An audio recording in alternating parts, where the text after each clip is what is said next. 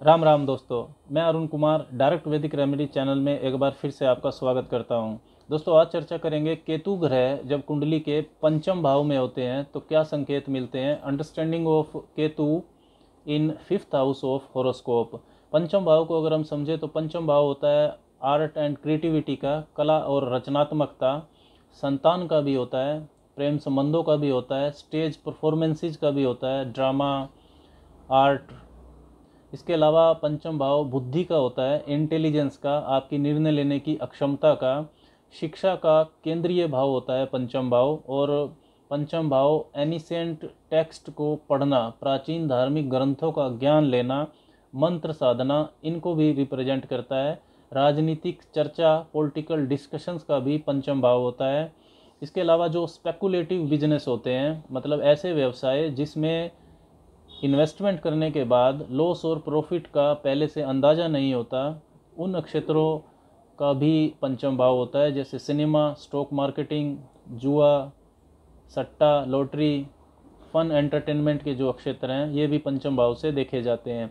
केतु को अगर हम समझें तो केतु आपके पूर्व जन्म के अनुभव हैं। केतु कुंडली के जिस भाव में होता है तो ये बताता है कि उस भाव की चीज़ों को, उन भाव की चीज़ों पर पिछले जन्म में आपने काफ़ी वक्त और मेहनत खर्च की है, आपने उनको अनुभव लिया है। तो हो सकता है कि इस जीवन में आप उन चीज़ों के प्रति अलगाव, आइसोलेशन महसूस करें। केतु आध्यात्मिक उत्थान, दार्शनिकता, हायर नॉलेज, मोक्ष, साइकिक एबिलिटी, एकांत, पूर्वाभास शक्ति, योगी, सन्यासी, इन सब का कारक केतु है। ध्यान लगाना, मेडिटेशन करना, रिसर्च करना, मन की आंखों से सच की खोज करना, अवचेतन मन में झांकना और let the material things go, ऐसा एटीट्यूड दे, ये केतु का कारकत्व है। केतु अगर कुंडली के पंचम भाव में है तो पंचम भाव की चीज़ों के फल को केतु अपने गुणों के अनुसार देगा। राहु केतु जिस भी भाव में बैठ जाते हैं तो वो उस भाव के मालिक की तरह व्यवहार करते हैं। पंचम भाव में अगर केतु है तो जो नॉन टेक्निकल विषय रहते हैं, नॉन टेक्निकल सब्जेक्ट्स, ऐसे विषय जिनमें तकनीक नहीं है, जैसे समाज शास्त्र, एमबीए और बिजनेस के जो विषय रहते हैं, इन विषयों में आपको सफलता नहीं देगा शिक्षा के क्षेत्र में। इसके विपरीत जो अन्वेषण का क्षेत्र है, रिसर्च का क्षेत्र है, आर्थिक मामलों के जो विशेषज्ञ होते हैं, और कंप्यूटर प्रोग्रामिंग है, कोडिंग, डिकोडिंग, इंजीनियरिंग, पुरातत्व विभाग, बायोटेक्नोलॉजी, ज्योग्राफी, दार्शनिकता, एस्ट्रोलॉजी, साइकोलॉजी, इन क्षेत्रों में अगर आप शिक्षा लेते हैं तो केतु सपोर्ट करेगा। केतु रूट्स को रिप्रेजेंट करता है, जड़ों को रिप्रेजेंट करता है। गहराई में जाकर सच की खोज करना, केतु इसका कारक है। तो जो रिसर्च, अन्वेषण के क्षेत्र रहते हैं उनमें केतु सफलता देता है। केतु अगर पंचम भाव में हो तो केतु की दृष्टि नवम भाव पर जाती है, जो कि हायर एजुकेशन का होता है, आपकी पीएचडी, मास्टर्स डिग्री का। तो अगर पोस्ट ग्रेजुएशन या पीएचडी आप रिसर्च वाले क्षेत्रों में करते हैं तो केतु आपको बहुत सपोर्ट करेगा।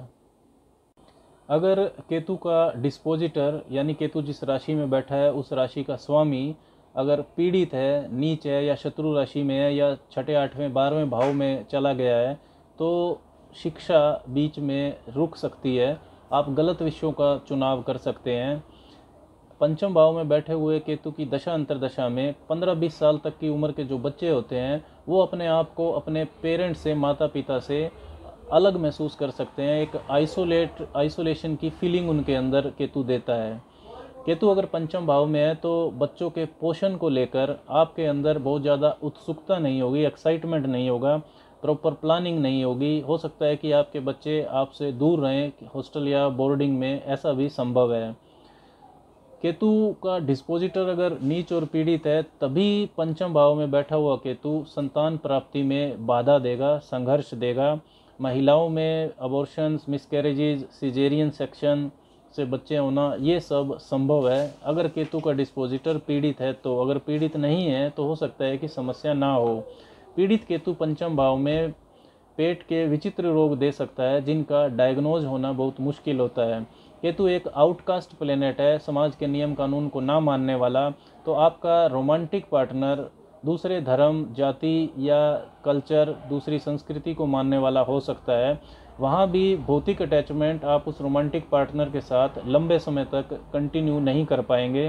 केतु अगर पंचम भाव में है तो जीवन में आनंद, फन फैक्टर, कला और रचनात्मकता के लिए केतु का प्रभाव शुभ नहीं रहेगा। केतु हार्डकोर स्पिरिचुअलिटी का प्लेनेट है, अध्यात्म का ग्रह है।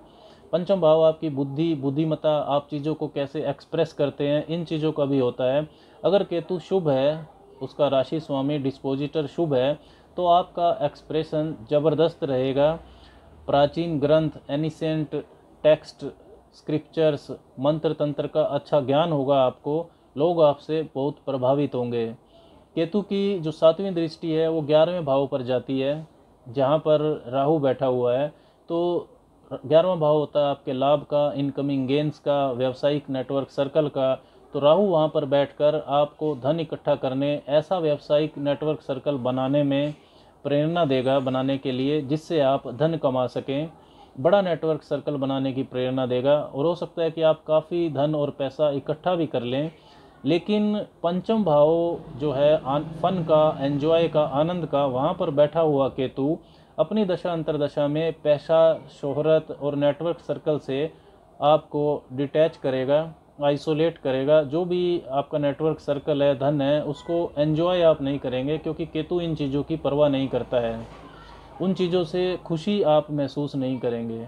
पंचम भाव में बैठे हुए केतु की 9वीं दृष्टि आपके पहले भाव पर जाएगी, लगन पर। और पहला भाव होता है आपके स्वभाव का, व्यवहार का, आप लोगों और समाज को कैसे देखते हैं, वो पहला भाव बताता है। तो केतु की धर्म भाव यानी कि 9वें भाव और लगन भाव पर दृष्टि होने से आपकी जो अध्यात्म की तरफ रुझान है वो बढ़ेगा।